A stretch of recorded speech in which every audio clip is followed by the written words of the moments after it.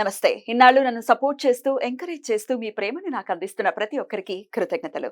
అలాగే ఈ వీడియో కూడా ఖచ్చితంగా మీకు ఉపయోగపడుతుంది. లైక్, షేర్ అండ్ సబ్స్క్రైబ్ చేసి మీ సపోర్ట్‌ని నాకు అందించండి. అలాగే ఈ వీడియో పట్ల మీకున్న అభిప్రాయాన్ని కామెంట్ సెక్షన్‌లో కామెంట్ చేసి తెలియజేయండి. ఇప్పుడు వీడియోని చూద్దాం. నమస్తే. Welcome to our channel. నేను పద్మిని. ప్రస్తుతం మనతో పాటు ప్రముఖ ఆధ్యాత్మికవేత్త, వాస్తు జ్యోతిష పండితులు, లలిత ఉపాసకులు, వాస్తు జ్యోతిష శిక్షణ నిపుణులు బ్రహ్మశ్రీ నానాజీ పట్నాయక్ గారు మనతో పాటు ఉన్నారు. మాట్లాడదాం. నమస్కారం సార్. శ్రీమాత్రే నమః. సార్ ఎలా ఉన్నారు? నేను అద్భుతంగా ఉన్నాను. ఈ క్రోధినామ సంవత్సరంలో అందరూ బాగుండాలి. ఈ క్రోధినామ సంవత్సరంలో ఏం చేసుకుంటే బాగుంటుందనే దాని మీద కూడా ఇప్పుడు చెప్పబోయే అంశం తప్పకుండా, తప్పకుండా. ఎలా మొదలైంది మీ క్రోధినామ సంవత్సరం? అమ్మవారి అనుగ్రహం అనుకోవడాన్ని. డెఫినెట్లీ. సార్, సింధూరం అనేది డెఫినెట్ గా చాలా చాలా ప్రామినెంట్ రోల్ ని ప్లే చేస్తుంది మన అర్చన విషయంలో. ఖచ్చితంగా ప్రత్యేకించి కొన్ని దేవీ దేవతలకైతే సింధూరం చాలా ప్రియంగా చెప్తూ ఉంటారు.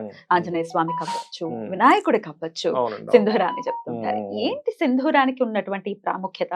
అలాగే ఆడవారు ధరించొచ్చా? అలాగే లేపనం విషయంలో ఉండేటటువంటి, అంటే సింధూర లేపనం చేయిస్తూ ఉంటారు, ఎట్లాంటి సమస్యల్ని అధిగమించడం కోసం సింధూర లేపనాన్ని చేయించవచ్చు ఇత్యాది విషయాలు ఒక్కసారి మీ ద్వారా సార్. తప్పకుండా అండి.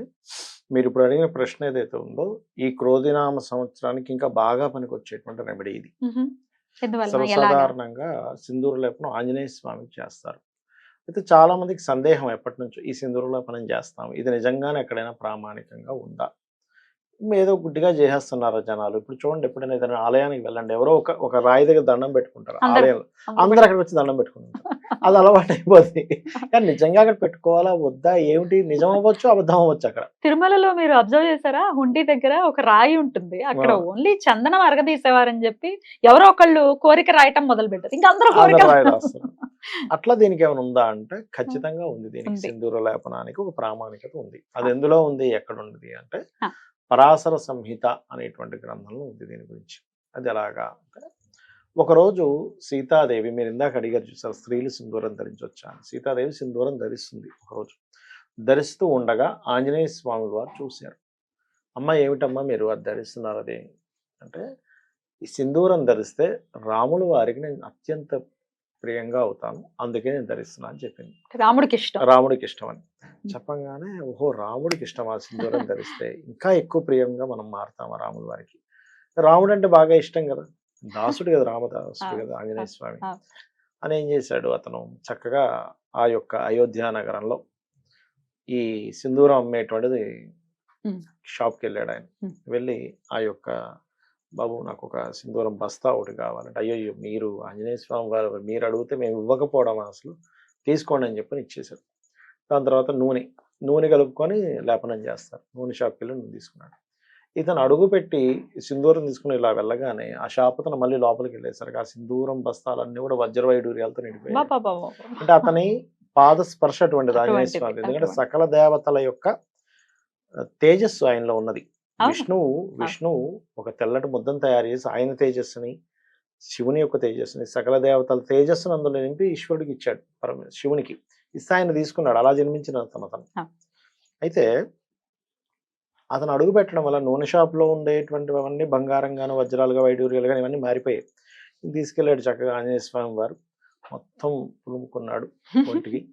స్వామి అని చెప్పి ఆయన ముందుకెళ్ళాడు. ఒక్క క్షణం మాత్రం ఈయన ఎవరా అని చెప్పి అనుకున్నాడు. కానీ తర్వాత వెంటనే రామచంద్రమూర్తికి ఇంత మాధుర్యంగా, ఇంత ప్రేమగా, ఇంత భక్తిగా పిలిచేది ఆంజనేయ స్వామి మాత్రమే అర్థమైపోయి, ఏమిటి హనుమ, ఏమిటి ఇలా ఉన్నావు అంటే, స్వామి మీకు సింధూరం అంటే ఇష్టం అంట కదా, అందుకే సీతామహాతల్లి ధరిస్తుందని విన్నాను, అందుకే మీరు ఇంకా నా మీద ఇంకా ఇష్టంగా ఉంటారు, ఇంకా మీ మీద నేను ప్రేమగా ఉంటానని భావంతో చేసుకున్నాను. కానీ అప్పటికప్పుడు రామచంద్రమూర్తి ఒక శాసనం చేశాడు. ఎవరైతే ఆంజనేయ స్వాముల వారికి సింధూర లేపనం శనివారం నాడు చేయిస్తారు, వారికి ఏలినాడు శని, అర్ధాష్టమ శని, అష్టమ శని ప్రభావం ఏదైనా బాగా ఉండి, శని మహాదశ ప్రభావం ఎక్కువగా ఉన్నా, మంగళుడు సరిగ్గా లేకపోయినా, కుజ సంబంధించిన దోషాలు ఉంటాయి కదా, మంగళుడు సంబంధించిన దోషం ఏదైనా ఉన్నా తొలగిపోవుగా అని చెప్పి శాసనం చేశాడు ఆ రోజు. అలా మనకి ఈ శనివారాలు చేసిన వారికి దోషం ఒకటి పోతుంది. రెండవది ఏంటంటే, శనివారాలు దోషం పోవడం, శనికి సంబంధించిన దోషం ఉంటుంది కొంతమందికి. అంటే కొంతమందికి చూడమ్మా, శనికి పోర్ట్ఫోలియోస్ వచ్చాయనుకోండి, గ్రహాలన్నీ శని ఫలితాలు ఇస్తుంటాయి కొంతమందికి. అంటే ఫలితాలన్నీ ఇచ్చేటప్పుడు ఏమవుతుంది, సాటర్న్ అంటే లేట్ అవ్వడం, ప్రతిదీ లేటే కదా, ఉద్యోగం లేటు, చదువు లేటు, వివాహం లేటు, అన్ని లేట్ అయ్యాయి అనుకోండి, సంపాదన లేట్, మరి ఇబ్బందే లైఫ్ కదా అంతా లైఫ్. కదా, అవును. లైఫ్ అంతా అదొక గతిగా ఉంటుంది కదా. అందుకని ఇలా ఎవరైతే చేస్తారో వాళ్ళకి దోషం పోతుంది అని చెప్పడం జరిగింది. ఇంకోటి ఏంటి, ఈ క్రోధినామ సంవత్సరానికి అధిపతి ఎవరు, కుజుడు, రాజు కుజుడు అయ్యాడు. అవును. కాబట్టి కుజ సంబంధించిన ప్రభావం కూడా ఎవరైతే ఈ వృత్తాంతాన్ని వినడము, అదేవిధంగా ఆంజనేయ స్వామికి సింధూర లేపనం కనుక చేయిస్తే ఈ సంవత్సరం అంతా బాగుంటుంది. అద్భుతం, అద్భుతం. ఎప్పుడెప్పుడు చేయించమంటారు మరి? శనివారాలు, ఉమ్. మంగళవారాలు ఉమ్. చేయిస్తే చాలా మంచిది అని ఉమ్. చెప్పి శాస్త్రం చెప్తుంది. ఎన్ని వారాలు చేయించమంటారు? ఒక 7 వారాలు కానీ 11 వారాలు కానీ. మొట్టమొదటిగా ఏంటంటే మనం ఇన్ని వారాలను ఫిక్స్ అవ్వకుండా చేయించడమే మహాభాగ్యం. ఉమ్. ఆ రకంగా ఫీల్ అయ్యి ఎవరైతే చేస్తారో ఖచ్చితంగా స్వామివారి యొక్క అనుగ్రహం ఉంటుంది. అంతే కదా. అంతే.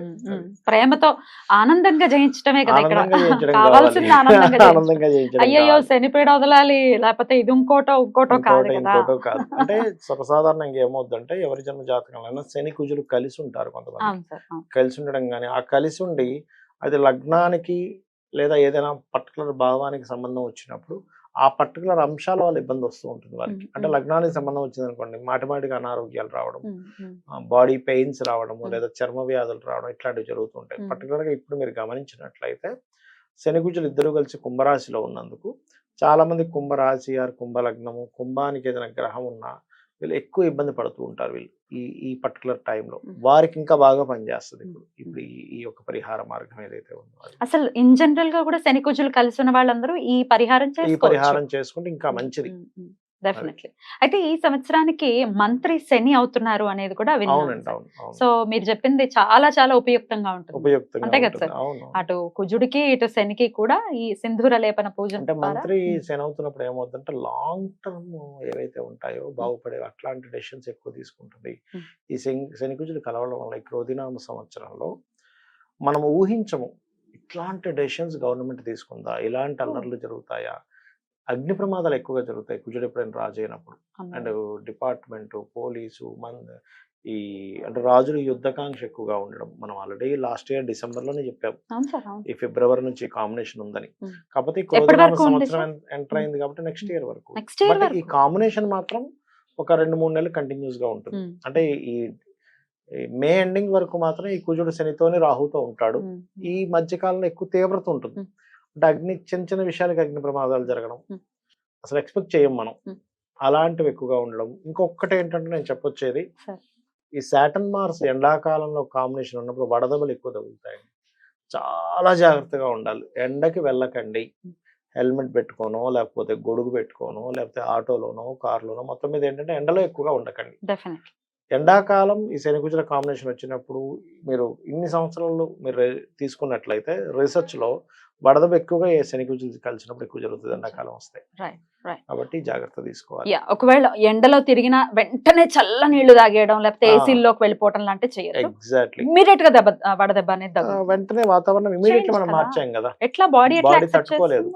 అలాగే ఆడవాళ్ళు కూడా ధరించచ్చా సార్? పాపిట్లో పెట్టుకోవచ్చా? ఆడవాళ్ళు ధరించాలి. ధరిస్తేనే లక్ష్మీప్రదం ఖచ్చితంగా. సింధూరం. అద్భుతం సార్, చాలా అద్భుతమైనటువంటి విషయాన్ని తెలియజేస్తారు. Thank you so much sir. నమస్తే. శ్రీమాత్రే నమః.